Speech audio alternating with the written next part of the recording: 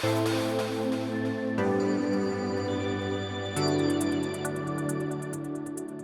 think probably one of the main ones was trying to understand what work people were actually doing and making sure that the right work was being done by the right person. We were very aware, especially being all on the same floor, that we had high billing partners, high billing fee earners, standing at photocopiers and doing some of their admin work that they really should have been passing down the line. We also had a reprographics team that were working in multiple ways and receiving work in multiple ways, and we really needed to streamline that. They were not efficient and turnaround times were much higher than they should have been, and really important work was getting lost as well because of the nature of the way they received that work. So they were really the areas that we hoped BigHand now would help us with.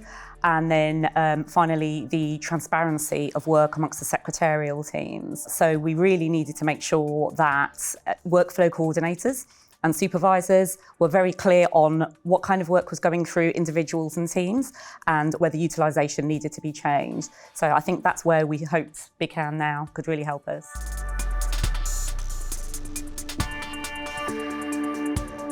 Well, I think Sandra will agree that we're often hearing from fee earners that they've got lots of different IT systems they have to use, and they've got extra burden of admin as well.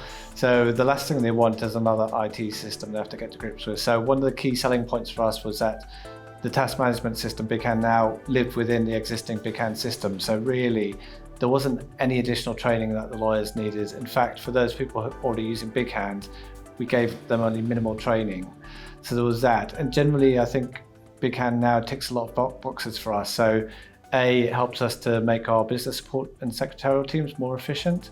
It helped us eliminate all of our paper forms. It means that teams like our general office reprographics team, they can manage their workload a lot better. They're not having to check lots of different mailboxes. They've got all of their work on one list.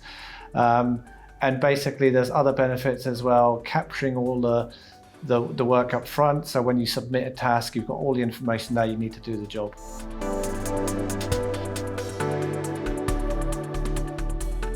Involve them probably is the number one thing. We really changed our tack on this project compared to with other projects, and we had conversations and we had meetings and we had interviews. That was the main thrust of the project for us. The IT bit really came in at the very, very end. So that's probably what I'd say is really engage with the business. From the outset, we kind of identified who the key stakeholders were. So we didn't really want to position it as an IT project. It was really a business initiative. So some of the key stakeholders were the head of secretarial services, the workflow coordinator and general office. The managing partner was fully behind it.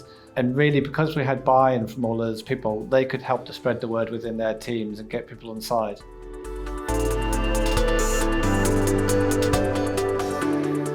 I think generally we found the BigHand team to be excellent.